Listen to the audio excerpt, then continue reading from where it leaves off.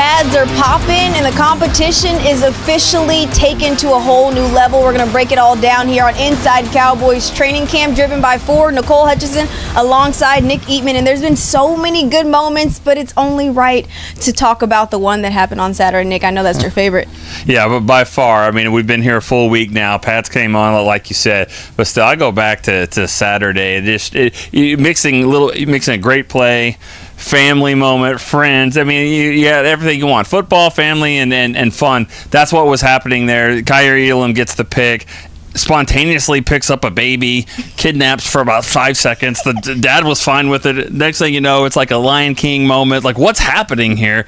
It was just awesome to see that. But you know, really what it came down to is Kyrie Elam made a play. Yeah. That's the thing. And you know, he's taking the ball away, he's taking babies away, he's taking everything. But that's what you want out of this defense. Absolutely. I mean, Kyrie Elam stacking really good days. Yes. There's a lot of guys that are stacking good days, Nick, especially a guy like Cooper Beebe, who's looking to be a staple in this offensive line for years to come, but already getting acknowledged from head coach Brian Schottenheimer on his growth from year 1 to year 2. Again, awesome.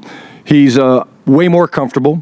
You know, he's got a season under his belt, so everything is much more clear for him. And he did a really good job last year. But he and Dak now almost anticipate what they want to do. So, you know, usually the center drives the initial ID and then the quarterbacks can move it. But they're to the point where they work so well together now that Dak's like, I don't have to do much because he's doing a lot of it for him. I think it's been great watching the relationship between him and Clayton take off. He obviously knows, you know, Connor Riley from their time together at Kansas State. But, you know, Cooper just, I thought, had a good year last year. Did some great things up and down like most rookie centers. But he's, again, another guy that's playing with tremendous confidence. But he's able to react now. And when you react as a center, you play the game. You're not up there thinking, okay, what's the point here? I got to do this. He's just up there taking command of the offense. And that helps us play faster, which helps us get in and out of the huddle and get the ball snapped a little bit quicker. Head coach Brian Schottenheimer talking about Cooper Beebe making the right protection calls, at least improving on that. Had you noticed that early on? Well, one thing, it's hard to kind of notice that kind of stuff about making the right calls and all that from our viewpoint. But what you can notice from a center standpoint is get the ball off the ground. Hello. Shotguns as well. Those little shotgun snaps. And the good thing about it, you know, here in year 2, that's what we're talking about with him. Last year, if you go back, he was just trying to win the job. Is he going to take the job from Brock Hoffman? Now he's taking it to another level. It's now he's trying to be consistent every day, but there's no real talk about job security and where he's going to play and all that. He's the center. He's doing a great job, and I think he's going to take that second-year leap. Yeah, Cooper Beebe taking things to a whole nother level, but so is this tight end room. Lunda Wells has these guys absolutely balling. But up next, I go one-on-one with Luke Schoonmaker, who's looking to make a jump in year 3. Inside Cowboys Training Camp. Upward strides since being drafted in 2023, and the only way is up. At least that's what he told me after practice on Saturday. I caught up with him for today's Sleep Number feature. What's up, guys? Welcome to 40 Camp Strides. Nicole Hutchison alongside Luke Schoonmaker. Now, Luke, we just finished, day 4 of practice. Just talk about how you're feeling so far through training camp. Feeling so great, in shape, healthy, excited to be out here with everybody and continuing on to our next one. Something I asked Brian Schottenheimer was that, you know, I've seen you, obviously you look good, your speed has gotten a lot faster as well, and he said that you put in a lot of work this offseason. What did that off-season work look like for you? Yeah, it was, I think, just making sure I got myself around the tight end drills, the speed work, the strength and conditioning, but then really being injury-free too has allowed me to have that time to put in some great work and get myself prepared for out here. This is year 3 for you. What's your ultimate goal this training camp? I think to be as consistent as possible and to get 1% better each day. What is that? Not too high, not drop a little bit, but just stay the same standard, but just a little bit more every single day. Something I've also noticed is that you guys are doing a lot more 12 personnel looks, something we didn't really see last year at all. Just talk about how much versatile that can make this offense. Well, yeah, I mean, we've got the room to do it, so I think just allowing each of us to go out there, use our talents, use our skills to the best of our ability to help the offense is something we're excited about doing, so we'll just keep on doing that. Last question, talk about the competition within this tight end room so far. Oh, it's great. I mean, on the field, off the field, we're all we're all real close with each other. We all cheer each other on. We all joke with each other. So it's one big laugh, but then when it's time to lock in and focus, we can do that too and just make each other better. Well, the tight ends have continued to make noise, and the only way is up, just like for Luke Schoonmaker. For guys like Brevin Span-Ford, he looks to continue to make some noise in camp. We're going to break that.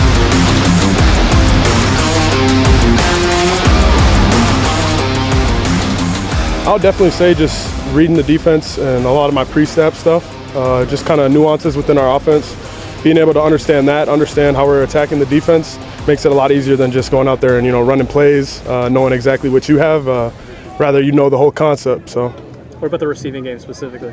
Yeah, definitely just understanding how to use my body. I'm a lot bigger receiver, so if you sit and watch like a receiver workout, it's a lot of different things that I'm not necessarily able to do, but there's other things that I'm able to do that they're not able to do. So, just continuing to build on my toolbox. L-Dub does a great job with that. He makes sure we have kind of release plans for everything, second level releases, break points, everything. So, just making sure that I'm tightening up those skills so I'm able to be a pass threat. The Dallas Cowboys tight end room has been one of the most interesting battles this offseason, and especially also in Oxnard, California.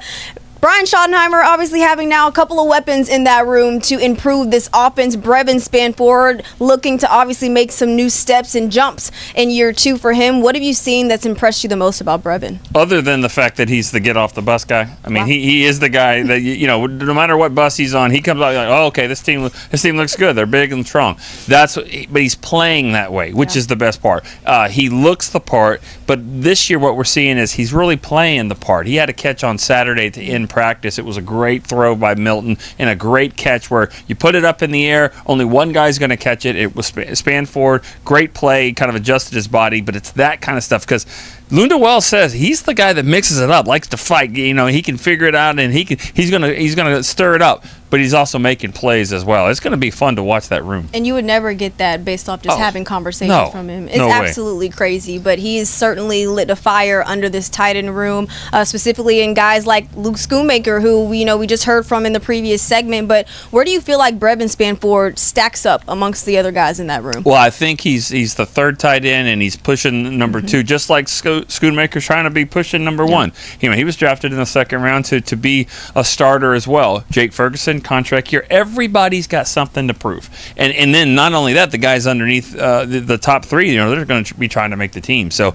but Span-Ford, to me, if he can make catches like the ones we saw the other day and then block the way he's going to block, he's going to be out there a lot. They're going to utilize him. Yeah, and it also depends on how they decide to use Hunter Lipke, because they have him also doing some tight end things as well. But as the battles continue, as the days continue, the battles will continue. The tight end room, the wide receiver room, all those rooms are going to be a lot of fun to watch. Schottenheimer, or really how it begins with Dallas, is now the question. So, again, Adam Schefter yesterday on his podcast, Senior NFL Insider, the Adam Schefter podcast, had this to say about the Micah Parsons negotiations. It's not a negotiation right now. There's really no conversation about getting a deal done. That could change next week.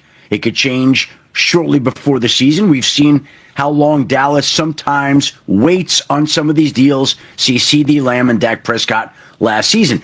This sounds different to me.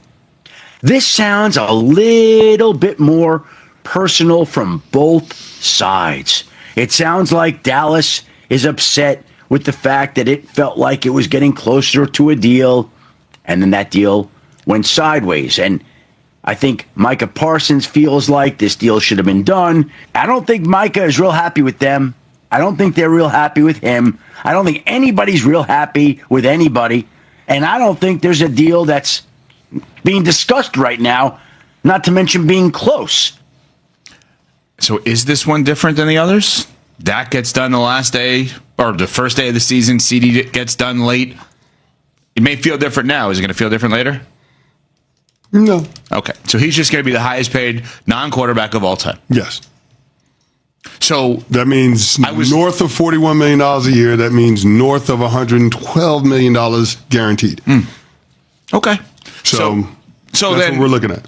For a moment, I was taking the bait of maybe this one's different, but my initial thought of all these holdouts end up the exact same way leads in perfectly to what does success look like for some of the new head coaches around the league. So now let's start with Brian Schottenheimer, because what was just said is Brian Schottenheimer is going to have his full arsenal of defenders. And by full arsenal of defenders, I mean Micah Parsons. So when he starts the season, Micah Parsons is going to be there. Dak's going to be his quarterback. CD is going to be his wide receiver, barring, God forbid, injuries along the offensive line currently. Those guys seem like they're going to come back, thankfully, for them before the season starts. We think, we hope. What does success look like for Brian Schottenheimer? Playoffs. You're paying your quarterback $60 million a year. You're not paying him out of the kindness of your heart. You're paying him because you think you can compete for a championship. Can't do that unless you're in the postseason. So the Dallas Cowboys' bar to clear is the playoffs. They've got a third of the players taking up 70% of their cap. Mm-hmm. They believe that they're in their window when they're spending like that. So they have to get to the playoffs. To me, that is the bare minimum in terms of defining success for Brian Schottenheimer in year one. I'm going to have a two-pronged approach here. Okay. Number one, winning record, because I don't think they're going to make the playoffs. But I think if you take a step forward from 7-10 last year and you have a tangible thing to point to for growth, that's success for Brian Schottenheimer. On the other side of the coin, can you be the one that helps mitigate all the outside noise? Because Jason Garrett wasn't really able to do it. Mike McCarthy wasn't really able to do it. You're trying to infuse fun into the locker room. You're trying to counteract all the drama that happens externally. Can that be effective? Can it quiet the noise? I don't think so, but if he somehow pulls that off, where the players aren't affected by what Jerry Jones and Stephen Jones constantly drum up, that's success. So just to clarify, you're saying drown out the noise for the guys in the locker room, not the media and the news cycle. Yeah, he can't control that. Okay. His bosses are the ones that are going out there and stirring it up. No, that's why I wanted to make sure. Yeah. Because, I mean, Mike McCarthy had 3 straight years where he won 12 games, and yet Jerry Jones was still front and center, still holding press conferences outside of the locker rooms after the game as the head coach is giving his remarks. Right. So you're not going to be able to silence Jerry Jones, but you're hoping that with proof of concept on the field, that in the eyes and ears of the players, that Brian Schottenheimer's message is louder than Jerry Jones. Correct. Tough to accomplish that when Jerry Jones' name is on the checks. That is tough. And you're talking about a guy, Brian Schottenheimer, who's had a lengthy career relative to assistant coaching. To think that Jerry Jones won't do the same because of Brian Schottenheimer is wild, considering Mike McCarthy entered the Cowboys job at 125, 77-2, 9 playoff appearances and a Super Bowl win. Wow. So that man had a resume where it's like, all right, let me take a step back. And he didn't do that. So playoffs and a winning record is what we look at for Brian Schottenheimer. What does success Just really quickly, to Smalls' point, she said winning record because she doesn't think they'll make the playoffs. I want to be clear. I don't think they'll make the playoffs either. But I think that has to be the bar for these Dallas Cowboys. You got the reigning defending world champs in your division. You got Jaden Daniels as a rookie taking his team to the Final Four. If not now, then when? Those guys are going to be around a really long time. Jalen Hurts, 26. Jaden Daniels, 24? Mm-hmm. Those guys are going to be around a long, long time. If you don't get it done now, when is it going to happen? With this group of players, when is it going to happen? It's not going to. That's my point. That's why it's got to be urgency in Dallas. Is Brian Schottenheimer on the hot seat? Yes. No. Yes. We always say this with Cowboys head coaches. We did it with Jason Garrett for years. We did it with Mike McCarthy for years. Jerry Jones is surprisingly patient when it comes to head coaches. And I don't think that this is going to be any different with Brian Schottenheimer because it's somebody that he's familiar with. It's somebody that he thinks will acquiesce to what he wants. Their counter to that, Jason Garrett was his guy. Personal relationship, helped him rise the food. He hired Jason Garrett as his offensive coordinator before he hired the next head coach after Bill Parcells. And you cannot fire a guy who's won a Super Bowl after 1 year with no drama attached to it. If there was an incident, if there was you can't fire Mike McCarthy after 1 year. If you're going to hire Mike McCarthy and there's no drama, you can't fire him after a year. I agree with you. I think there's 2 coaches in sports right now that have not coached a game for their respective teams that are on massive franchises that are already on the hot seat. Mike Brown with the Knicks being the other one, which is completely unfair, just like Brian Schottenheimer being on the hot seat. Completely unfair. Yeah. As wild as that sounds. But here's the other thing when it comes to the Brian Schottenheimer of it all. It's not as if he's just parachuting in. he's been there. Understood. Right. He's been there. And so I think the fact that he does have some experience with the players, with the culture of the franchise, if he doesn't have a good season in year one, you can justify moving on from him because you can say, oh, turns out Brian Schottenheimer was a part of the problem that we had with Mike McCarthy before we relieved him of his responsibility. What does success look like for Ben Johnson?